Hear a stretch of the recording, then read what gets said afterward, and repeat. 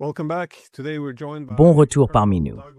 Aujourd'hui, nous recevons le colonel Douglas McGregor, vétéran de combat décoré et ancien conseiller du secrétaire à la défense des États-Unis, pour tenter d'éclaircir la situation de la guerre actuelle. Comme toujours, c'est un plaisir de vous voir, colonel. Oui, ça se tient. C'est une tâche ardue. Nous ferons de notre mieux pour la décrire, mais faire preuve de bon sens à Washington, c'est difficile.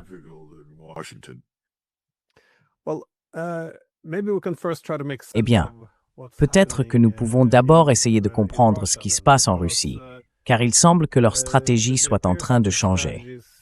Il y a une certaine escalade en cours. Comment évaluez-vous la stratégie russe en ce moment?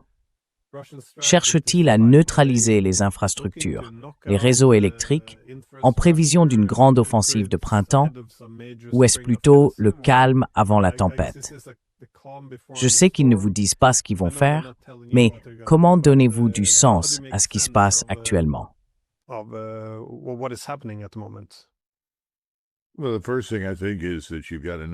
Eh bien, la première chose que je pense, c'est qu'il y a une autre grande Kesselschlacht en cours dans le sud-est de l'Ukraine, ce qu'on appelle une bataille du chaudron.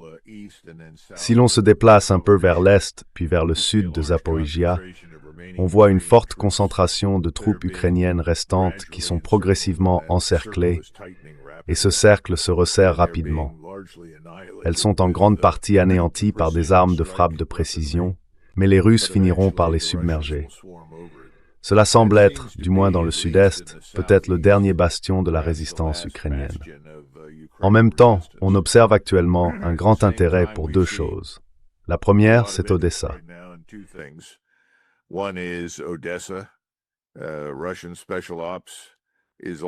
Les forces spéciales russes se promènent déjà dans Odessa la nuit. Odessa est faiblement défendue et la majeure partie de sa capacité de défense aérienne a été éliminée. Donc en ce moment, je pense qu'à Moscou, il s'agit de décider de ce qu'ils veulent faire ensuite. Cela impliquera des opérations majeures et cela pourrait très bien concerner Odessa. En même temps, ils se rapprochent chaque jour un peu plus de Kharkiv. Or, rien de tout cela, à mon avis, ne résout le problème fondamental qui est Kiev. Tant que ce gouvernement dirigé par Zelensky existe, il y a une façade, une impression de quelque chose d'important à Kiev. Et c'est vraiment tout ce que les Européens ont à ce stade. Les Européens s'intéressent avant tout à maintenir cette façade en vie.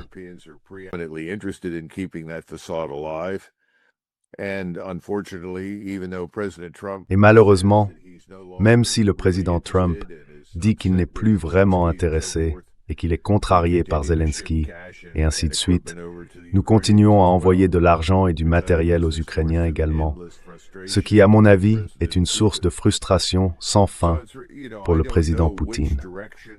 Donc vous savez, je ne sais pas dans quelle direction les Russes veulent aller, mais ils ont aussi augmenté la taille de leurs forces. Ils ont mobilisé davantage de réservistes et ils forment actuellement des soldats qui sont arrivés dans le cadre de la conscription régulière.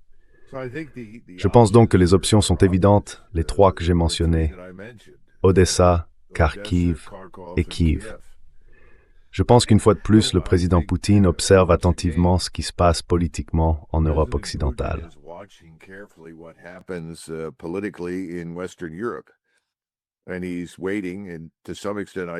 Et il attend, dans une certaine mesure, je pense, que les Européens de l'Ouest renversent leur gouvernement. Cela aurait dû se produire il y a longtemps. Mais pour une raison quelconque, Starmer, Metz et Macron sont toujours là. Il pourrait donc décider qu'il n'est plus possible de faire preuve d'une patience continue et qu'il doit agir de manière décisive. Mais encore une fois, il a toujours été très sensible à la possibilité que s'il lançait une offensive majeure, cela réveille une OTAN endormie. Peut-être pense-t-il encore que l'OTAN représente quelque chose. Pour ma part, je ne le crois pas. Je pense que l'OTAN est effectivement devenue sans pertinence à ce stade. Et je ne pense pas que les États-Unis veuillent entrer en guerre avec la Russie à propos de l'Ukraine. Je pense donc qu'ils disposent de plus de liberté d'action qu'ils ne le réalisent. Mais c'est la meilleure explication que je puisse donner de ce qui se passe là-bas.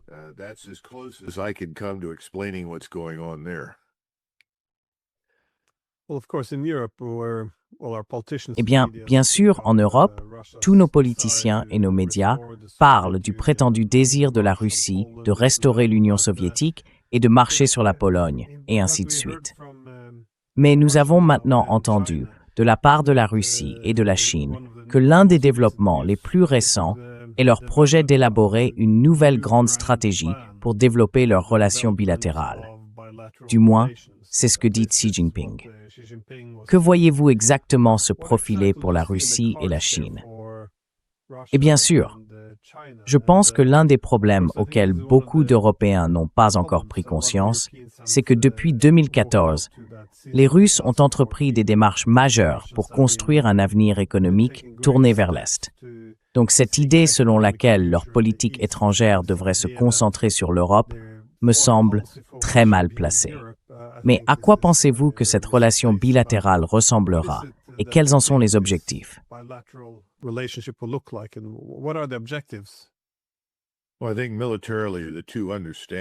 Eh bien, je pense que, sur le plan militaire, les deux comprennent qu'ils ont désormais un intérêt permanent à renforcer mutuellement leurs capacités et leur puissance.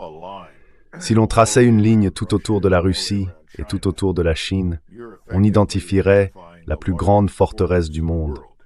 Ce sont les deux grandes puissances continentales, prêtes à mettre en commun leurs ressources militaires et économiques. Non seulement pour accroître leur prospérité et améliorer leur productivité, mais aussi pour se protéger contre nous. Car chaque jour qui passe, que Donald Trump le comprenne ou non, nous semblons devenir de plus en plus belliqueux.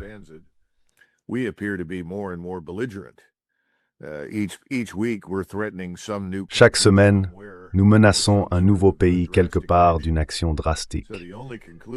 Ainsi, la seule conclusion à laquelle on peut parvenir à Pékin et à Moscou, c'est qu'ils doivent renforcer leurs liens.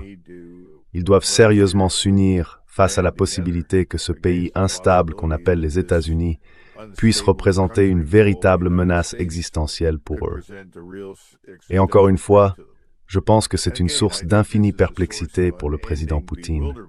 Car lorsque le président Trump dit « Eh bien, je connais le président Poutine, nous avons une bonne relation », je pense que le président Poutine interprète cela comme quelque chose de sérieux, mais cela n'a aucun sens.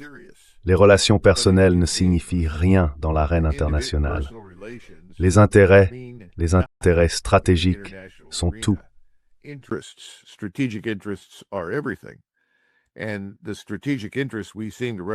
Et les intérêts stratégiques que nous semblons représenter ne sont guère ceux pour lesquels la plupart des Américains s'engageraient. Mais ils reflètent certains intérêts de ce que j'appellerais des groupes d'intérêts nationaux. Nous ne serions pas du tout au Moyen-Orient à ce stade, et nous ne serions certainement pas dans une position d'hostilité envers l'Iran sans l'énorme lobby israélien et son argent, son pouvoir financier d'élire, de désélire, de destituer, de nommer des personnes au sein du gouvernement des États-Unis. Il y a aussi le lobby cubain, qui est très bien financé, assez vaste et influent. En fait, le président Trump l'a mentionné lorsqu'il a parlé de Cuba, lorsqu'il a déclaré l'état d'urgence national à propos de Cuba. Les gens ont dit en substance, « Pourquoi faites-vous cela ?»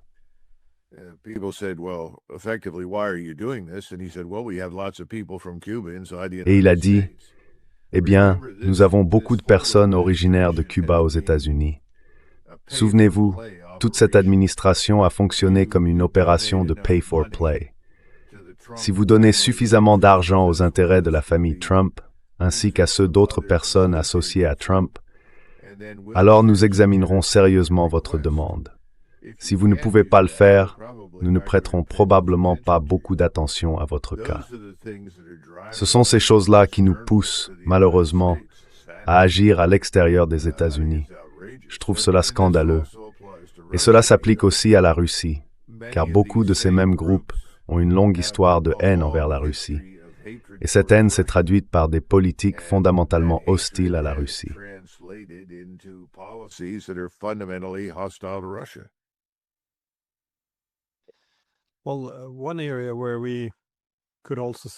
Eh bien, un domaine où nous pourrions également voir les États-Unis et peut-être leurs alliés de l'OTAN, entrer en conflit avec ce nouveau bloc en formation avec la Russie et la Chine en son centre, et bien sûr le Moyen-Orient. Je ne suis pas sûr qu'il y ait actuellement une impasse avec l'Iran. Il semble que Trump, je suppose, voulait une victoire facile ou une guerre courte, mais les Iraniens semblent avoir essentiellement menacé de riposter massivement à toute attaque, ce qui rend très difficile le contrôle de l'escalade, c'est-à-dire décider quand la guerre doit commencer, comment elle doit être menée et quand elle doit se terminer. Mais comment cela affecte-t-il, je suppose, le tableau stratégique plus large ici? Dans quelle mesure, par exemple, la Russie et la Chine s'impliqueraient-elles ou s'impliquent-elles probablement déjà dans une certaine mesure?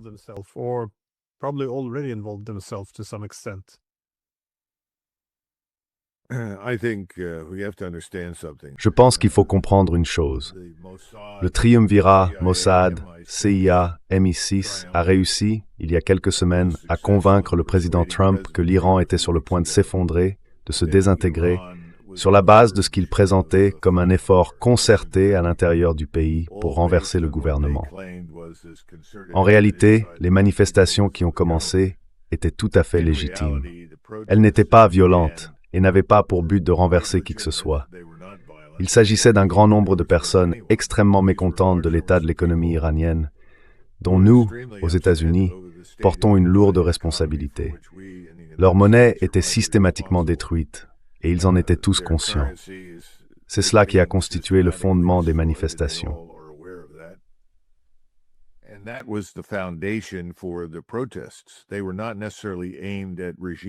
Ils n'étaient pas nécessairement destinés à provoquer un changement de régime. Puis le Mossad, avec le soutien du MI6 et de la CIA, s'est inséré dans l'équation. Inutile de revenir sur les 40 000 terminaux Starlink qui ont été introduits clandestinement dans le pays, ni sur les agents du Mossad qui opéraient au sein des foules, distribuant de l'argent et des armes aux gens et les incitant à tirer sur la police et à tuer des membres du gouvernement, et ainsi de suite. Tout cela a été grâce à l'aide russe et chinoise très rapidement réprimée et éliminée, à vrai dire. Les 40 000 terminaux Starlink ont été désactivés et les Russes comme les Chinois ont aidé à localiser leur position. Cela a permis aux Iraniens d'éliminer cette menace.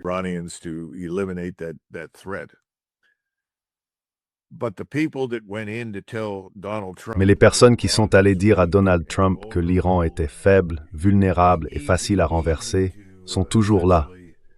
Puis elles sont retournées voir le président Trump et ont dit, eh bien, vous savez, notre tentative de renverser le gouvernement de manière clandestine en utilisant les services de renseignement a échoué.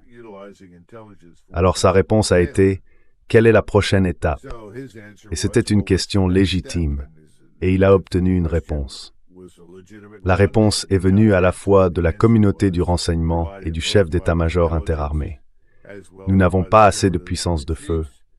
Nous n'avons pas assez de forces disponibles pour avoir un impact à l'intérieur de l'Iran. La raison pour laquelle rien ne s'est encore passé, c'est que nous attendons toujours l'arrivée de renforts supplémentaires. Il y a probablement au moins 2 autres groupes aéronavals en route vers la région.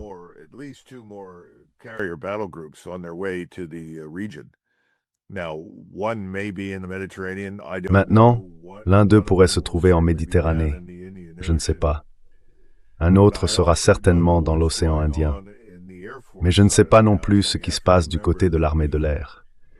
Il faut se rappeler que la véritable puissance derrière les frappes contre l'Iran ne viendra pas de la flotte en mer. Elle viendra de l'armée de l'air des États-Unis. Celle-ci délivrera, vraisemblablement depuis une haute altitude et hors de portée des capacités iraniennes de défense aérienne et antimissiles, une puissance de feu considérable sous forme de bombes planantes, d'armes de frappe de précision, et ainsi de suite. Ces discussions qui ont maintenant été convoquées, à mon avis, sont dénuées de sens. Je ne pense pas que les Iraniens soient vraiment dupes. Ils se présentent parce que les Chinois et les Russes leur ont dit « Allez aux discussions, écoutez ce qu'ils ont à dire ».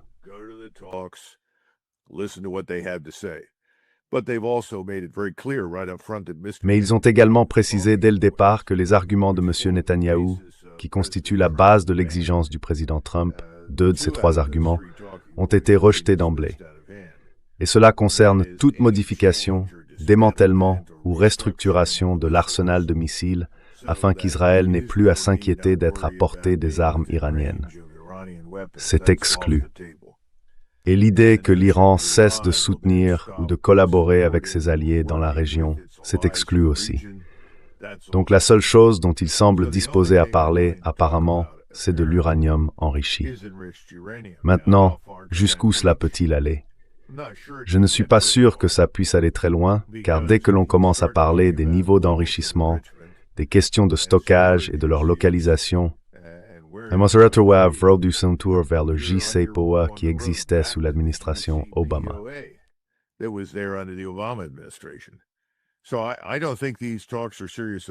ne pense pas que ces discussions soient sérieuses du tout. Je pense qu'ils gagnent simplement du temps. Je ne m'attendrai à ce qu'il se passe quoi que ce soit avant une autre semaine, peut-être 2 semaines, mais certainement pas avant au moins 1 semaine ou 10 jours, car il faut davantage de ressources. Cela nous amène donc à la question suivante, qui est la plus importante. Quel est l'objectif de la probable campagne aérienne et de missiles qui commencera dans 1 semaine à 10 jours? S'agit-il d'un changement de régime? En est-on revenu là? Ou s'agit-il d'autre chose? Eh bien, je pense qu'il y aura encore un effort concerté pour identifier, localiser, cibler et détruire le gouvernement, si c'est possible. Mais je pense qu'il s'agit de détruire l'Iran. Les gens doivent comprendre cela. C'est une guerre de destruction impitoyable.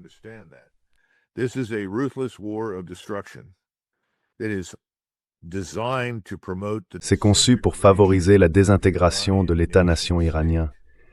Ils pensent pouvoir y parvenir. Je ne sais pas, j'ai des doutes. Après tout, il s'agit d'une nation de 93 millions d'habitants. Le territoire est à peu près de la taille de l'Europe de l'Ouest. Mais bien sûr, les zones présentant le plus grand intérêt se trouvent encore largement dans le nord et le centre du pays. Elles ne sont pas dans le sud, ce qui signifie que le défi en matière de ciblage n'est pas aussi immense que s'il s'agissait de l'Europe de l'Ouest. Mais cela reste un défi considérable. Et je pense que c'est la direction qu'ils prennent. Ils veulent simplement détruire cet État-nation, le pousser à se diviser, à se fragmenter. Et encore une fois, on en revient aux évaluations des services de renseignement, à ceux qui ont dit à Donald Trump, et qui ont d'ailleurs dit à Biden, que la Russie est faible.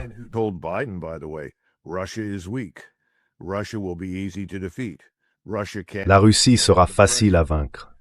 La Russie ne peut pas résister à la pression. Nous entendons aujourd'hui les mêmes discours à propos de l'Iran. Mais l'Iran n'est pas la Russie, et l'Iran présente plusieurs vulnérabilités très sérieuses. Vous les connaissez. L'eau est un énorme problème, tout comme la nourriture pour la population du pays. Ils dépendent des livraisons extérieures de denrées alimentaires. Les Russes et les Chinois peuvent-ils aider à ce niveau-là? Peut-être, mais je pense que c'est un vrai danger. La question est de savoir s'ils peuvent causer suffisamment de dégâts pour qu'à un moment, quelqu'un se lève et dise « Assez, nous n'en pouvons plus ». Quelle est maintenant la réponse iranienne à cela? Eh bien, la réponse iranienne est qu'ils n'ont aucune raison de faire preuve de retenue.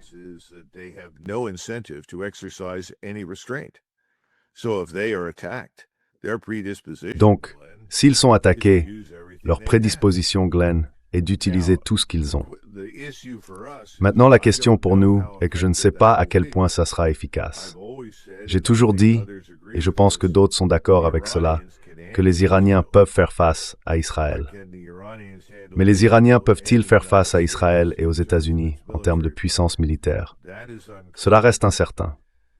D'énormes quantités d'armes, de munitions, de missiles, et ainsi de suite ont été livrées au cours des dernières semaines par les Chinois. Les Russes sont présents sur le terrain, travaillant à aider à l'intégration des défenses aériennes et antimissiles. Les Chinois, et je suppose les Russes aussi, bien que nous sachions sans aucun doute que les Chinois l'ont fait, ont fourni des images satellites, des flux en temps réel aux Iraniens.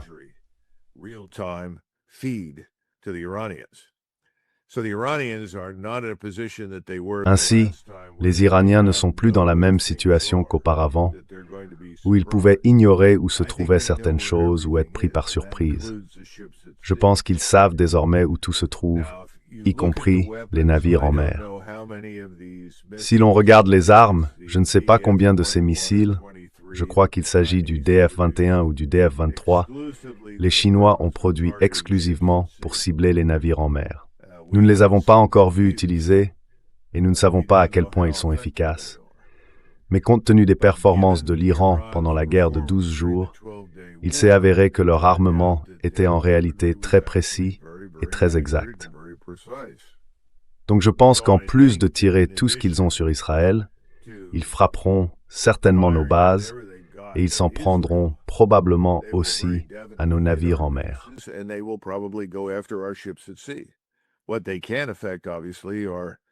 Ce qu'ils peuvent influencer, évidemment, ce sont les bombardements massifs en ce moment. Maintenant, nous ne savons pas, peut-être, selon la trajectoire que prennent nos bombardiers et leur altitude, peuvent-ils être repérés? Eh bien, la furtivité n'est pas le miracle que la plupart des gens imaginent. La furtivité, en termes de conception intégrée à l'appareil, peut retarder la détection, mais elle ne peut pas vous rendre invisible. On peut donc retarder la détection pendant un certain temps. J'ignore à quoi ressemble ce délai. Ce que nous ne pouvons pas déterminer pour l'instant, c'est ce qu'il advient des B-2 qui survolent la zone. Peut-on utiliser des B-52 si les B-2 doivent d'abord être très efficaces contre les défenses aériennes et antimissiles, ainsi que contre les cibles critiques, avant qu'on puisse engager les B-52?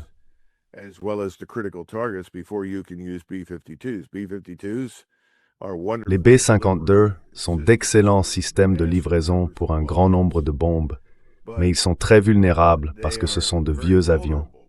Ils sont faciles à cibler et à abattre. Donc nous n'en savons tout simplement rien. Il y a beaucoup de questions auxquelles nous ne pouvons pas répondre. Je ne sais pas quelles réponses sont fournies à Donald Trump, mais je soupçonne qu'il est victime de ce que j'appellerais le scénario optimiste. Le dernier point est, combien de temps cela peut-il durer? Je pense qu'une dizaine de jours à 2 semaines, c'est à peu près la limite, car à ce stade, nous serons vraiment en train de racler les fonds de tiroir en matière de missiles.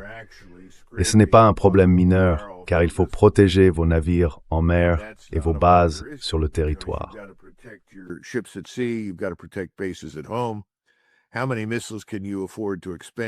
Combien de missiles pouvez-vous vous permettre d'utiliser avant d'atteindre un niveau dangereusement bas et inacceptable, surtout si les Chinois et les Russes s'en mêlent? Je pense que c'est la question ultime. Tout le monde demande « Que pensez-vous que les Chinois et les Russes vont faire ?» Et la seule réponse que je peux donner, c'est que ni la Chine ni la Russie ne permettront que l'Iran soit anéanti.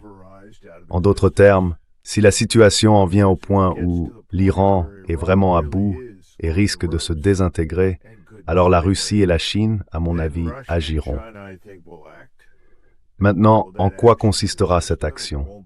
Elle ne sera pas nucléaire, mais elle pourrait très facilement impliquer une collision en mer, car la Chine comme la Russie disposent de nombreux sous-marins et nous ne sommes pas très doués pour repérer les sous-marins nucléaires modernes en eau profonde.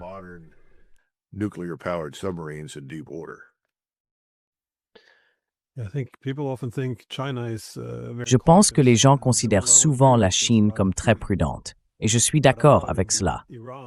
Mais laisser l'Iran s'effondrer de cette manière n'a rien à voir avec la prudence. C'est extrêmement dangereux. Il est difficile d'imaginer que l'Iran ou la Chine veuillent s'opposer directement aux États-Unis. Mais il faut faire quelque chose pour empêcher l'Iran de s'effondrer. Étant donné que l'Iran irait jusqu'au bout, puisqu'il considère cela comme une question existentielle, il n'acceptera aucune sorte d'attaque limitée de type coup de semonce qui pourrait arrêter la guerre. Et puisque les Chinois et les Russes ne peuvent pas se permettre de voir la balkanisation ou la destruction de l'Iran, penses-tu que la guerre aurait quand même lieu? J'ai entendu dire que Trump essaie de faire marche arrière sur ce dossier. Ou est-ce simplement trop tard maintenant?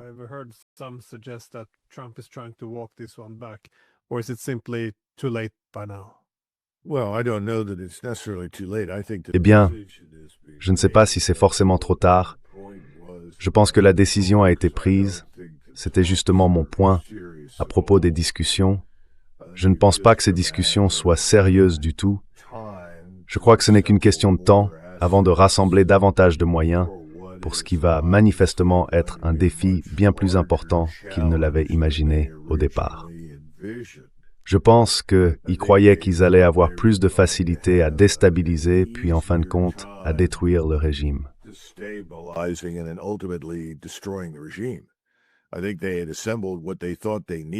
Je pense qu'ils avaient rassemblé ce qu'ils pensaient nécessaire pour attaquer le régime au moment où ils étaient convaincus qu'il était très très vulnérable.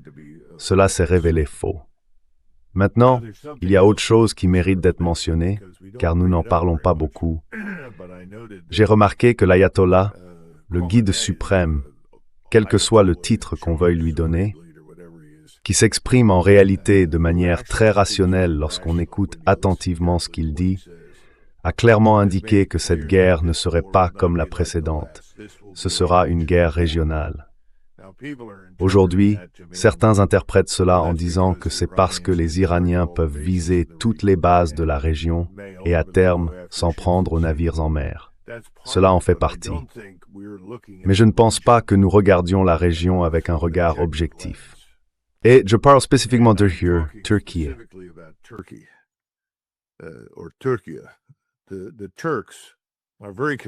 Les Turcs sont très inquiets pour plusieurs raisons. Tout d'abord, ils ne voient aucun avantage à la destruction de l'Iran. Ce qu'ils craignent, c'est que si l'Iran se désintègre ou ne parvient pas à rester uni, il soit submergé par des dizaines de milliers, voire des millions de réfugiés. C'est probablement aussi vrai pour l'Irak et les autres États arabes voisins. Aucun de ces États ne veut faire face à cela. Et franchement, beaucoup de ces personnes seraient probablement redirigées vers l'Europe. Je serais très surpris que cela ne se produise pas. Les Turcs ne veulent rien avoir à faire avec ça. Deuxièmement, les Turcs traitent actuellement avec les Israéliens en Syrie et dans une moindre mesure au Liban. Ils savent très bien de quoi il s'agit dans le cadre du projet du Grand Israël.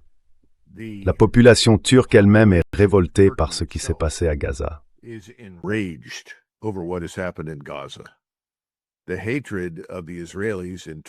La haine envers les Israéliens en Turquie est si palpable qu'on pourrait la couper au couteau. À Istanbul, il y a une exposition, quelque chose qu'on pourrait comparer au musée de l'Holocauste, quelque chose dans ce genre-là. Et cette exposition est entièrement consacrée à Gaza. Je ne l'ai pas vue moi-même, mais j'ai des amis et des proches qui y sont allés, et ils m'ont dit que c'était absolument bouleversant. Les images d'enfants assassinés, de la population affamée, de la destruction, c'est accablant. La population turque afflue dans ce lieu à Istanbul et cela fait la une dans tout le pays. Et il y a en Turquie une réelle disposition, pour être franc, à se battre. Alors, si vous êtes en Turquie et que vous avez l'impression que la situation en Iran est si grave que le pays pourrait en fait s'effondrer et se désintégrer, attendez-vous d'être le prochain sur la liste. Parce que du point de vue turc, si l'Iran s'effondre,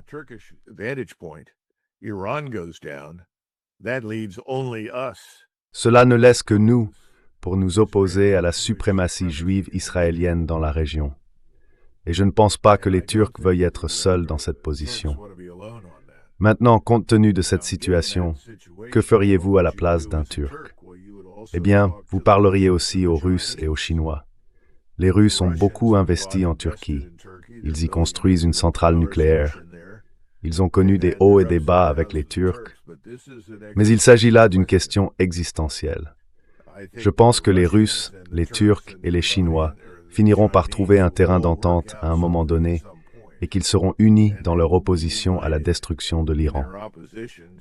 Quant aux autres États arabes de la région, ils sont militairement insignifiants. Malheureusement, l'Égypte est un patient ambulant. Elle dispose de nombreuses troupes. Elle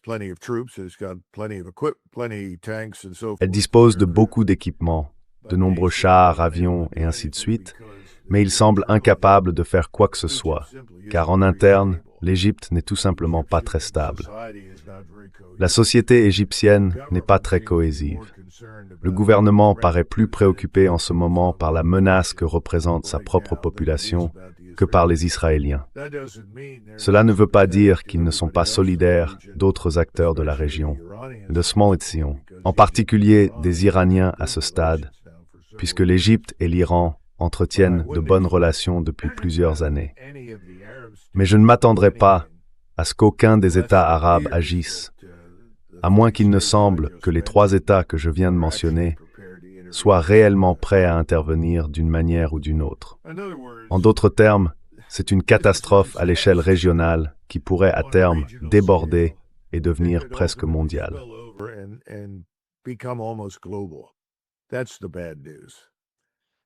C'est ça, la mauvaise nouvelle. Et je ne pense pas qu'on en prenne vraiment la mesure à la Maison-Blanche. Je crois qu'une fois de plus, on a affaire à des gens qui disent, comme ils l'ont fait à propos de la Russie, « c'est faible, c'est ceci, c'est cela.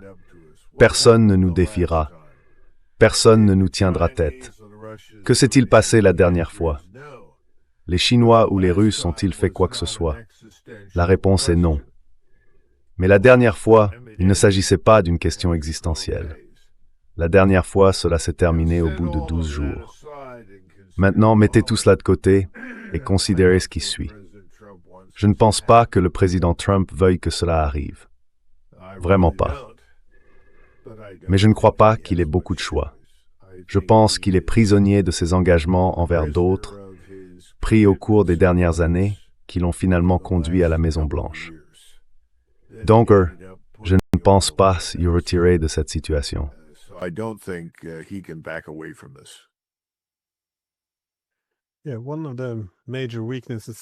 Oui, l'une des principales faiblesses, à mon avis, c'est cette illusion de contrôle de l'escalade. C'est similaire à ce qui se passe en Europe, l'idée que nous pouvons simplement maintenir la guerre contre la Russie à feu doux, qu'ils vont s'entretuer lentement et que nous pourrons y mettre fin quand nous le voudrons, à la table des négociations ou autre. Mais il semble que tout cela pourrait exploser à tout moment. Si les lignes de front commencent à s'effondrer, comme cela semble être le cas, et que les Russes commencent à faire des avancées majeures, il est très difficile de voir pourquoi ils accepteraient un quelconque compromis qui permettrait à l'OTAN de raviver la ligne de front ukrainienne contre la Russie à l'avenir.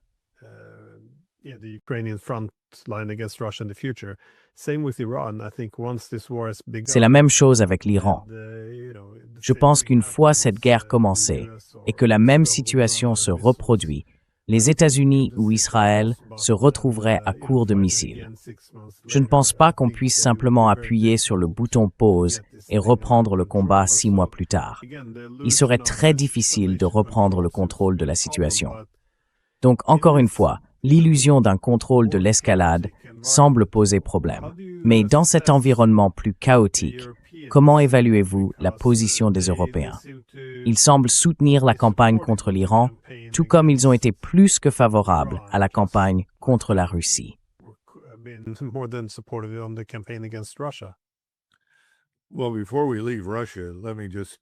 Eh bien, avant de quitter la Russie, permettez-moi de faire une observation qui m'a été transmise il y a quelques heures par quelqu'un qui a passé de très nombreuses heures, peut-être des centaines, à regarder des vidéos et des discours du président Poutine. Il a souligné quelque chose que j'ai trouvé très intéressant. Vous savez que le 2 février est l'anniversaire de la chute de Stalingrad. Les Américains n'y prêtent aucune attention.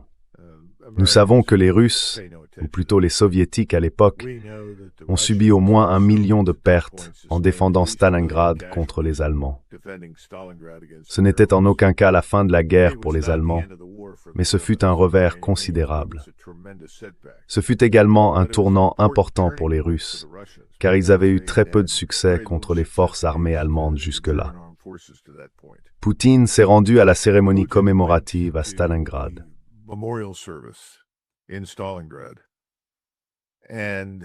Et cet homme a fait remarquer que ce n'était pas tant ce que Poutine avait dit, ce qui était prévisible, mais qu'il ne l'avait jamais vu aussi sombre auparavant. Non pas simplement profondément ému par l'événement, ce qui n'est pas inhabituel en Russie, mais particulièrement grave, presque abattu dans sa posture et son expression. Il a relié cela à certaines discussions en cours en Russie entre diverses personnes, suggérant que le président Poutine en est peut-être arrivé au point où il n'est plus sûr qu'il reste beaucoup d'espoir pour une quelconque, je ne veux pas dire réconciliation, mais une forme d'accord utile avec Washington. Je pense que le président Poutine est désormais parvenu à la conclusion que la Russie pourrait devoir s'opposer à nous. Et ce n'est pas quelque chose qu'il souhaite faire. Tout comme je soutiens que le président Trump ne veut pas vraiment déclencher cette guerre au Moyen-Orient.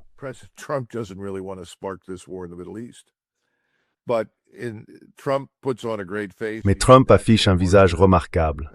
C'est un marketeur né. Son plus grand génie, c'est le marketing. Il parle et donne une impression totalement détachée, je pense, de ce qu'il préoccupe réellement. Mais ce n'est pas le cas de Poutine. Cela était apparemment très évident. Je dis cela parce qu'il y a beaucoup de gens en Occident qui ne comprennent pas les Russes et certainement pas le président Poutine. J'encouragerais tout le monde à prendre le temps de regarder cette cérémonie commémorative du 2 février et à l'observer très attentivement.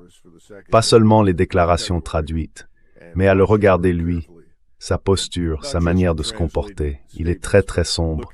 Je pense qu'il est très sérieux et je prendrais cela en considération si j'étais à Washington.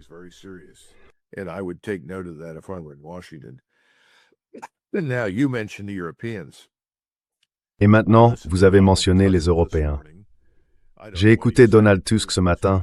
Je ne sais pas quand il a dit cela, si c'était aujourd'hui ou hier, mais il a essayé d'affirmer qu'il existait une sorte de lien entre Poutine et Epstein, ce qui est absolument absurde. Il n'y a aucune preuve de cela. Poutine n'a pas besoin des conseils fiscaux de M. Epstein, qui semblait s'être spécialisé dans l'art d'expliquer aux gens comment éviter de payer des impôts. Il n'avait pas non plus besoin des autres services célèbres de M. Epstein. Mais je pense que cela en dit long sur les Européens en ce moment. Tusk est un mondialiste, Macron est un mondialiste, Starmer est un mondialiste.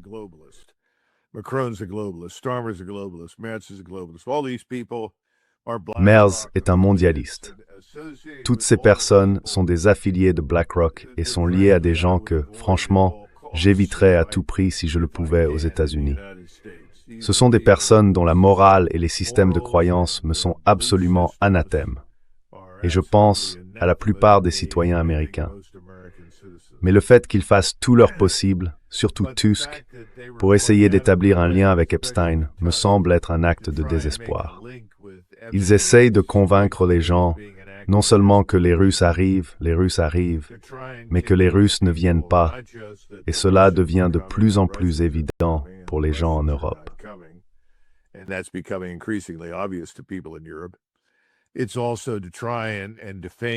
C'est aussi une tentative de diffamer une fois de plus le président Poutine et son gouvernement en les présentant comme l'incarnation du mal, ce qu'ils ne sont pas et n'ont jamais été. Je pense donc que les Européens sont dans une impasse. Ce que nous espérons tous, c'est que les électorats respectifs chassent ces gens du pouvoir le plus tôt possible, car il n'y a aucune raison à ce conflit entre l'Europe et la Russie. Mais cela ne s'est pas encore produit, et nous espérons que ce sera le cas plus tôt que tard. Je suppose que l'endroit le plus susceptible d'exploser en premier, selon David Betts, se révélera être la Grande-Bretagne. Peut-être que tout commencera là. La France ne sera pas loin derrière, et je ne pense pas que les Allemands feront grand-chose avant de voir cela se produire ailleurs.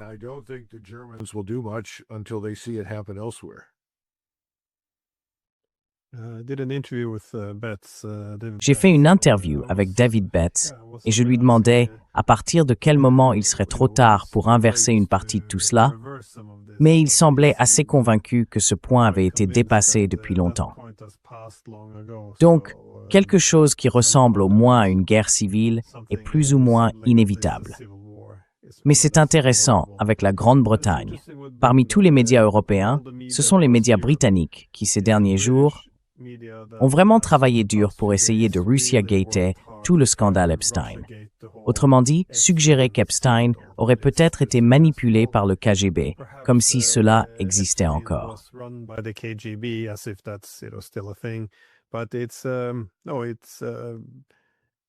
Mais cela montre la tentative de s'appuyer sur la haine persistante de la Russie pour détourner l'attention, mais aussi une manière très cynique d'essayer d'offrir une couverture politique à leurs propres élites, dont beaucoup sont impliqués dans cette affaire.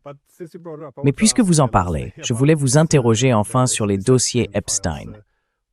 Qu'en peut-on conclure? Je veux dire, il existe un réseau de pouvoir caché très solide.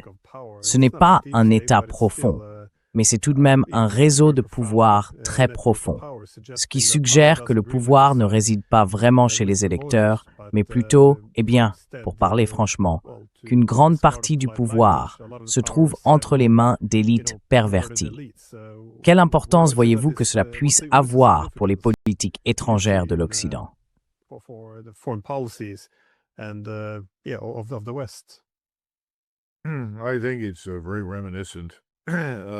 Je pense que cela rappelle beaucoup ce que le peuple français a découvert à la fin des années 1790 au sujet de sa propre classe dirigeante. Au moment où l'on arrive à 1789, ils avaient développé une profonde aversion pour la direction aristocratique du pays.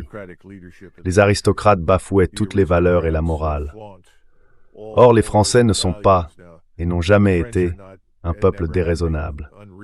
Mais lorsque l'on s'emploie délibérément à déverser seaux d'ordures et d'insultes sur les institutions du pays, qu'il s'agisse de l'Église, de l'armée ou du gouvernement, on envoie à la population le signal qu'on ne ressent pour elle que du mépris.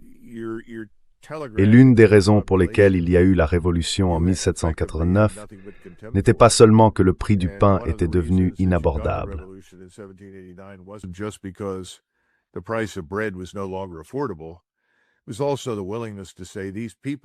C'était aussi la volonté de dire que ces personnes ne méritent pas les postes qu'elles occupent. Je pense qu'aux États-Unis, de plus en plus d'Américains en viennent à la conclusion que ceux qui les gouvernent ne sont pas dignes des fonctions qu'ils exercent. Ils prennent également conscience que ceux qui les gouvernent ne les gouvernent en réalité pas.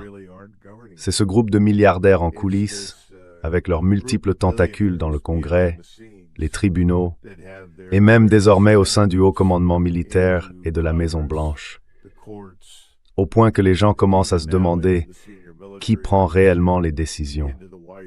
Et ils sont de plus en plus nombreux à conclure que ce ne sont pas les personnes que nous avons élues, mais celles qui ont financé l'élection.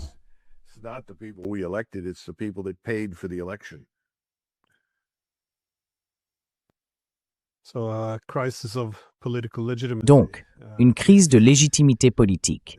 Du moins, c'est ce qui semble se préparer en Europe également. Avant de conclure, avez-vous d'autres prévisions, ou peut-être pas des prévisions, mais des réflexions sur la direction que nous pourrions prendre, du moins ici en Europe, surtout en ce qui concerne ce que les Russes pourraient avoir prévu ensuite?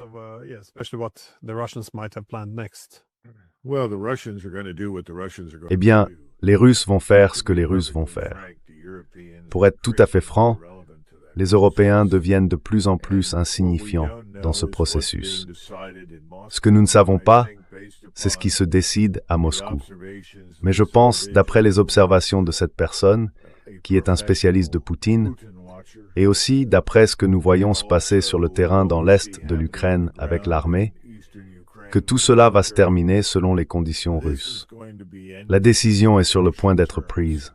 Quand, où et comment ça se produira. Ce que nous verrons à l'avenir sera différent de ce que nous avons vu au cours des presque 4 dernières années.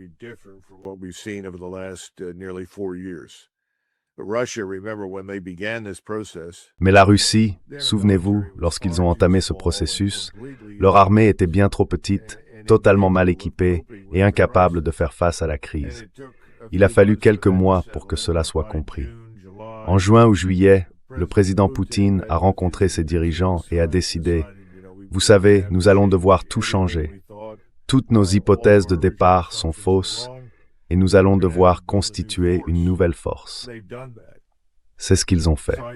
Je pense donc qu'ils se trouvent maintenant dans une situation différente où ils savent qu'ils occupent effectivement une position dominante sur le terrain en Europe et qu'ils savent que les Européens n'ont rien pour les arrêter. La question est, jusqu'où irons-nous avant de dire enfin « ça suffit » ? Et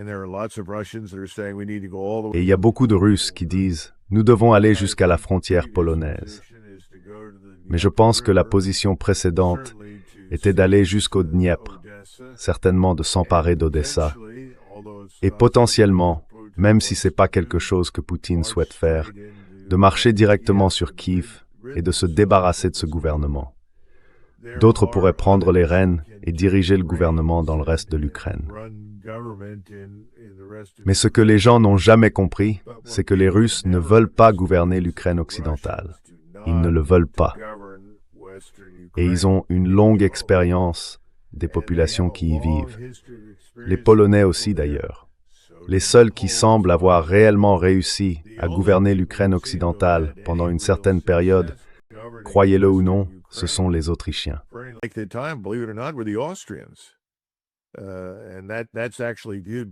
Et cela est en réalité considéré par la plupart des Ukrainiens de l'Ouest comme une période relativement positive de leur histoire. Mais tout le monde ailleurs ne veut rien avoir à faire avec cela. C'est de la kryptonite. Tout le monde veut s'en éloigner. Il se peut donc qu'à terme, ces gouvernements européens s'effondrent, se désagrègent et soient remplacés par des personnes ayant une vision plus réaliste d'eux-mêmes. Je reste surpris que l'Allemagne, qui suit une voie menant au suicide national, compte tenu de sa passion pour la désindustrialisation, ne se soit pas encore réveillée. Mais ces choses arrivent. Ce que j'ai appris, je crois, au cours des dernières années, c'est que tout prend plus de temps qu'on ne le pense. C'est le mieux que je puisse vous dire.